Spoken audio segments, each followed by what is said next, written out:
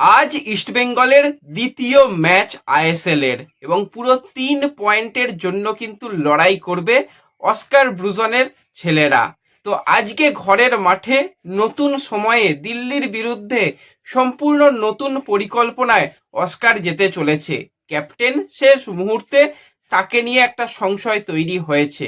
তো কিরকম ভাবে আজকের ম্যাচ ইস্টবেঙ্গল তাদের বেস্ট প্লেইং 11 সাজাচ্ছে, কোন পরিকল্পনায় অস্কার যাচ্ছে, ম্যাচ তোমরা কিভাবে দেখবে, দিল্লি কিরকম দল সাজাচ্ছে, সমস্তটা নিয়েই আলোচনা করে নেব এই ভিডিওতে। তাই ভিডিও শুরু করার আগে একটাই রিকোয়েস্ট, চ্যানেলে যারা প্রথমবারের জন্য এসেছো মনে করে চ্যানেলটাকে সাবস্ক্রাইব করে নিও, তাহলে প্রিয় দলের খেলার সমস্ত লেটেস্ট আপডেট তোমরা এখানে পেয়ে যাবে। তো চলো আর দেরি না করে ভিডিও শুরু করা যাক। তো সবার প্রথম বলি, প্রথম ম্যাচে কিন্তু 3-0 গোলে ইস্টবেঙ্গল ঘরের মাঠে জিতেছে। প্রচুর মানুষের স্কোর লাইন প্রেডিকশন মিলেছে। আজকে যারা যারা ভিডিওটা দেখছো পারলে স্কোর লাইন প্রেডিকশন করে যেও যে আজকের ম্যাচের রেজাল্ট কি হবে। একটা করেই কিন্তু প্রেডিকশন করো, যাদের প্রেডিকশন মিলে যাবে তাদের নাম পরবর্তী সময় অবশ্যই শেয়ার করা হবে। এবং ম্যাচ দেখার ব্যাপারে অনেকে জানতে চাইছিলে, যারা মোবাইলে বা ল্যাপটপে দেখতে চাও তারা ফ্যান কোডে 299 টাকা সাবস্ক্রিপশন নিতে পারো। এছাড়া টিভি থেকে সোনি স্পোর্টস 10-2 চ্যানেলে যদি দেখানো হয় সেখান থেকে দেখতে পারো। তাছাড়া সব থেকে ভালো উপায়, আমাদের চ্যানেলটাকে সাবস্ক্রাইব করো, করে ডেসক্রিপশন বক্সের লিঙ্ক থেকে হোয়াটসঅ্যাপ চ্যানেল, টেলিগ্রাম চ্যানেলে জয়েন হয়ে যেও। আমরা একসাথে যেমন খেলা দেখি এবং তোমাদেরও সমস্ত কিছু ব্যবস্থা সেখানে থাকতে পারে, সেখানে হয়ে যাবে, অসুবিধা কিছু নেই। এবং আজকে নতুন সময়ে খেলা তোমরা অনেকেই জানো, আরও একবার বলে রাখি, আজকে কিন্তু বিকেল 5টা থেকে ইস্টবেঙ্গল তারা যুব ভারতীতে খেলবে। তো প্রথম ম্যাচ 7:30 থেকে হয়েছে, আজকে বিকেলের দিকে ম্যাচ। এবং আজকে কেন, পরপর কয়েকটা ম্যাচই কিন্তু ইস্টবেঙ্গলের এই 5টা থেকে ম্যাচ রয়েছে। তো ইস্টবেঙ্গল কিন্তু এই ম্যাচগুলো থেকে পয়েন্ট তুলে নিতে চাইছে, কারণ অস্কার বুজান যেটা জানিয়েছে, ফিফা উইন্ডোর আগে যে কটা ম্যাচ আছে প্রত্যেকটা ম্যাচ আমরা জেতার জন্য চেষ্টা করব এবং ম্যাচ বাই ম্যাচ জিতে কিন্তু আমরা একটা ভালো জায়গায় থাকবো। তো সেক্ষেত্রে আজকেও 3 পয়েন্টের জন্য দল ঝাঁপাবে। কারা কারা মাঠে যাচ্ছ কমেন্টে জানিও। এবার আমরা যে মেন বিষয়টাকে নিয়ে কথা বলবো, ইস্টবেঙ্গলের ক্যাপ্টেন সল ক্রেসপোকে নিয়ে। ম্যাচের আগের দিন অনুশীলন সে করেনি, হালকা অনুশীলন করে উঠে যায়, তাকে পুরোপুরি অনুশীলনে দেখা যায়নি, কিন্তু কোচ জানিয়ে গিয়েছিল সে খেলবে। কিন্তু যেরকমটা রিপোর্ট বেরিয়ে আসছে তার কিন্তু পেশিতে বেশ কিছুটা সে অস্বস্তি অনুভব করার জন্য তার কিন্তু স্ক্যান করা হয়েছে। স্ক্যানের রিপোর্ট খুব মানে কিছু খারাপই নয়, স্ক্যানে কোনো রকম সেরকম কিছু ধরা পড়েনি, কিন্তু তার কিন্তু হ্যামস্ট্রিংয়ে হালকা একটু টান লাগছে বা একটু ওখানে একটু অস্বস্তি অনুভব করছে। তো সেই কারণে তাকে হয়তো আজকে প্রথম থেকে না দেখার সম্ভাবনা রয়েছে। তো তাকে যদি বাদ রাখতে হয় সেক্ষেত্রে ইস্টবেঙ্গলের পরিকল্পনায় অনেকটা পরিবর্তন ঘটবে, আর যদি তাকে নিয়ে খেলতে হয় সেক্ষেত্রেও কিন্তু পরিকল্পনায় অনেকটা পরিবর্তন ঘটবে।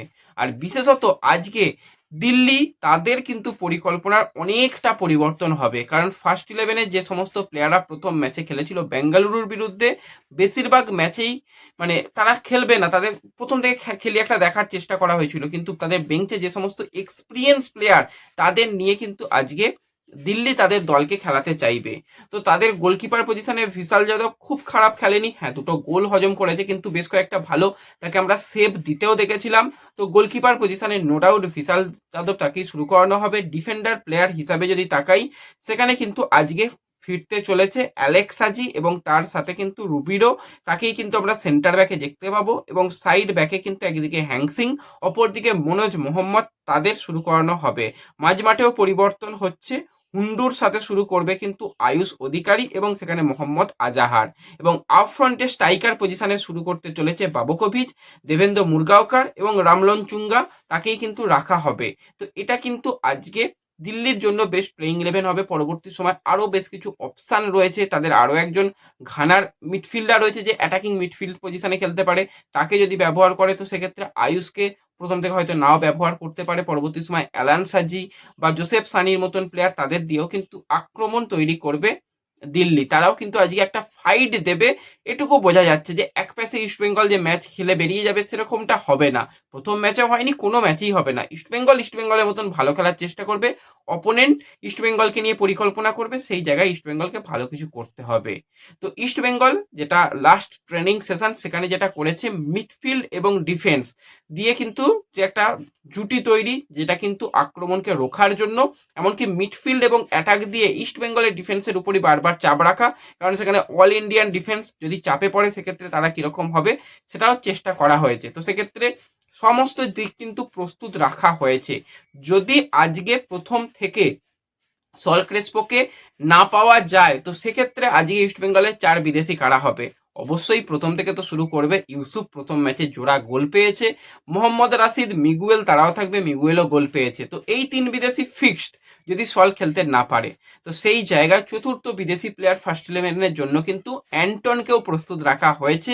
তাকে অ্যাটাকিং লাইনের জন্য সেকেন্ড স্ট্রাইকার, অ্যাটাকিং মিডিও, এমনকি স্ট্রাইকার পজিশনেও প্রস্তুত রাখা হয়েছে।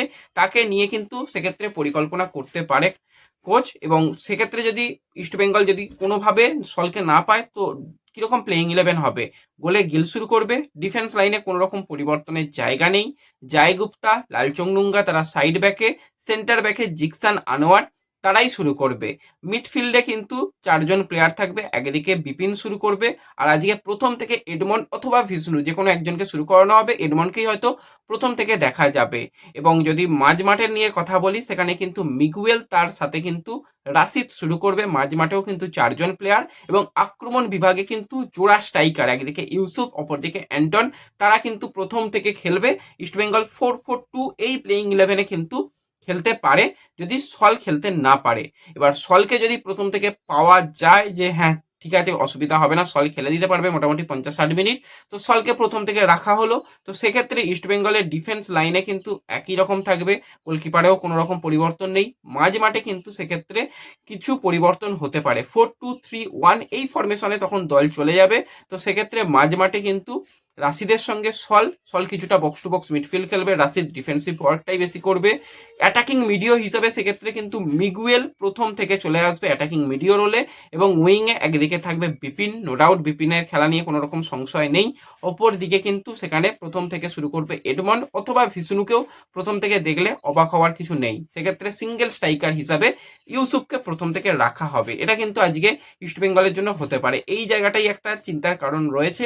তবু ঠিক আছে, কোনো অসুবিধা নেই, সল খেলুক, না খেললেও যেন বেঞ্চে থাকুক, তাহলেও ইস্টবেঙ্গল যেন দিনের শেষে জয় পায়, সেটাই হচ্ছে আসল কথা। পুরো 3 পয়েন্ট আনতে হবে, কারণ ইস্টবেঙ্গল মোহনবাগানই এই বছর সব থেকে ভালো ফাইট দেবে আমরা আশা করতে পারি। কারণ অপরদিকে মোহামেডানের কালকে ম্যাচ ছিল, যেরকমটা হওয়ার সেরকমটাই, সমর্থকরা মাঠে আসেইনি।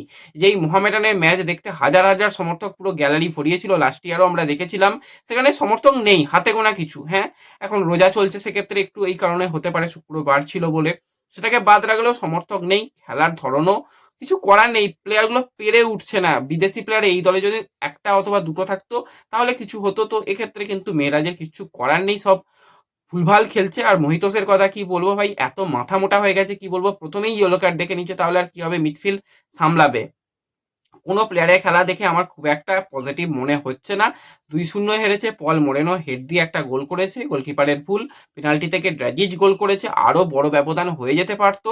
পরপর 2টো ম্যাচ হেরেছে, এবং তারা এইভাবে যদি খেলতে থাকে 100% মোহামেডান তারাই রেলিগেট হবে, বাদ বাকি দলরা অন্তত টিকে যাবে। মোহামেডানের অন্তত যদি কিছু করার নেই, আর এখনও জানি না এখান থেকে ট্রান্সফার ব্যান তোলা সম্ভব হবে কি। যদি একটা দুটো বিদেশি প্লেয়ার অন্তত দুটো ডিফেন্সে জন্য বিদেশি আনতো, তাহলেও দলটা অন্তত কিছু গোল কম হজম করতে, একটা দুটো ম্যাচে পয়েন্ট পেতো। যা খেলছে খুবই খারাপ অবস্থা। তো ওভারঅল সমস্ত কিছু নিয়েই আমরা আলোচনা করে নিলাম এই ভিডিওতে। তাই ভিডিও শেষে একটাই রিকোয়েস্ট, চ্যানেলে যারা প্রথমবারের জন্য এসেছো সাবস্ক্রাইব করে নিও। দেখা হবে পরবর্তী ভিডিওতে। ধন্যবাদ।